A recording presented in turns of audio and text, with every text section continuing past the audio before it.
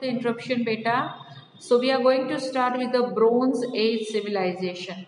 हमने last chapter में जाना था कि नियोलिथिकल एंड कब एंड हुआ था, जब जो भी टूल्स थे वो मेटल ने रिप्लेस कर लिए थे, कि जो भी पहले स्टोन से टूल्स बनाए जाते थे वो मेटल से, ब्रोंज से बनाए जाते थे। तो उस एज को हम ब्रोंज एज सिविलाइजेशन कहेंगे, क्योंकि उस टाइम पे ब्रोंज का दौर चला था। पहले स्टोन का था, नियोलिथिक में न्यू स्टोन्स, न्यू टूल्स थे, उसके बाद ब्रोंज मतलब मेटल्स आ गया था, तो उसको हम ब्रोंज एज सिविलाइजेशन कहते हैं। The next phase of development in human history after the Neolithical period ended was the emergence of the Bronze Age civilization. Neolithical period जब एंड हो गया, उसके बाद नया फेज स्टार्ट हुआ, नया पीरियड स्टार्ट हुआ, जिसको हम ब्रोंज एज सिविलाइजेशन के नाम से जानते हैं। This were civilization where stone had been replaced with the use of metal, specifically bronze. ये पीरियड में जो भी स्टोन के टूल्स थे उसको किसने रिप्लेस कर लिया था? ब्रोंज ने। जितने भी जो भी टूल्स थे वो मेटल से बनाए जाते थे, स्पेशली ब्रोंज थे, as the main raw material in the manufacturing of tools and vessels. Bronze से different tools as well as different vessels भी बनाए जाते थे। The Bronze Age civilization mostly developed along the bank of river because of the following reason. Bronze age civilization है ना, वो ज्यादातर कहाँ पे डेवलप्ड हुई थी? रिवर साइड के पास, जहाँ भी रिवर्स थे। क्यों? उसके रीजंस यहाँ पे हमें दिए हैं। The location near a river provided an easy access of water for fulfilling the daily needs of the people. River के पास से ये सिविलाइजेशन, ब्रोंज सिविलाइजेशन, वहां पे लोग ज्यादा हमें मिलते थे ब्रोंज सिविलाइजेशन में। क्यों? क्योंकि रिवर के पास में उनको डे टू डे लाइफ के लिए जो वाटर चाहिए होता था, वो रिवर उसको पूरा कर देती थी। इसके लिए वो लोग रिवर के पास ये सिविलाइजेशन ज्यादा डेवलप्ड हुई थी। Second point, the land near the river were more fertile and easier for irrigate. और रिवर के पास की जितनी भी लैंड थी वो बहुत ही फर्टाइल थी, फद्रुप थी, मतलब वहां पे कोई भी क्रॉप्स ग्रो करना बहुत ही इजी हो जाता था। और रिवर बाजू में रहती थी, इसलिए उन लोगों की इरिगेशन फैसिलिटीज भी बढ़ जाती थी, इरिगेशन का प्रॉब्लम भी सॉल्व हो जाता था।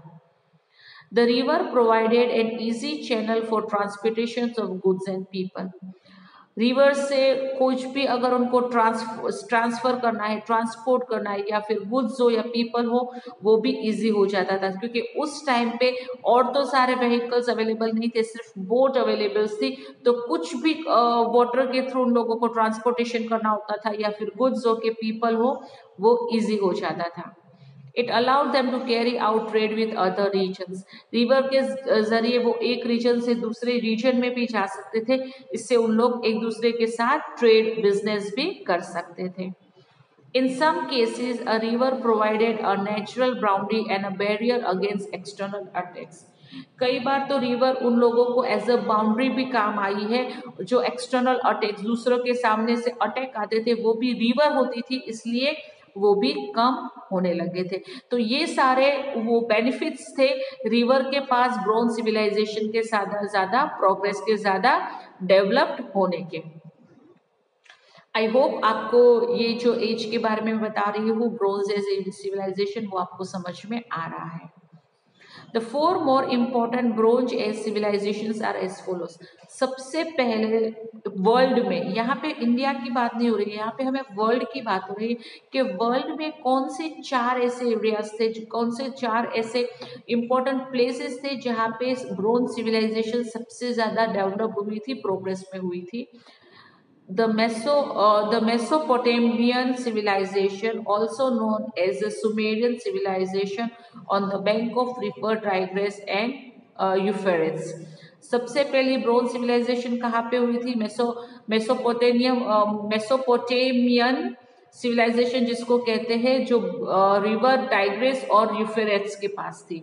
Second, the Egyptian civilization on the bank of river Nile, Nile river के पास थी, जिसको इजिप्शियन सिविलाइजेशन कहा जाता है।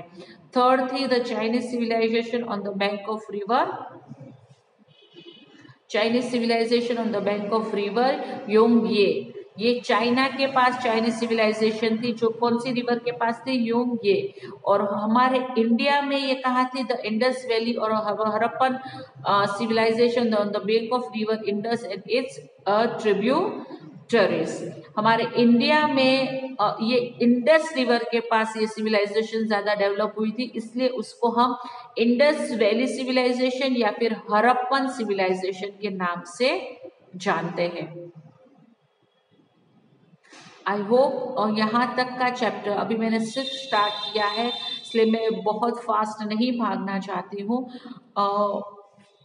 मैं सिर्फ आपको पिक्चर दिखा देती हूँ सबसे पहले, जहाँ पे हमारे वर्ल्ड में जहाँ जहाँ पे सिविलाइजेशन होंगे, जो भी ग्रीन पार्ट है, इजिप्शियन सिविलाइजेशंस, फिर मोहेंजोदारो, इंडस वैली सिविलाइजेशन जो हमारे इंडिया में है, मेसोपोटेमियम सिविलाइजेशन टाइग्रिस रिवर के पास है, और चाइनीज सिविलाइजेशन जो चाइना के में है, वो उसके पिक्चर्स आपको क्लियरली दिख रहे हैं, है ना। ग्रीन पार्ट में जो है वो यहाँ की सिविलाइजेशन है, जिसके बारे में अभी मैंने आपको ये यहाँ पे बताया है। आई होप यहाँ तक का चैप्टर आपको ठीक से समझ में आ गया होगा। अगर ये नहीं समझ में आया तो आप मुझे कमेंट बॉक्स में पूछ सकते हैं। आगे का चैप्टर मैं आपको नेक्स्ट पीरियड में समझाऊंगी। Till then bye bye.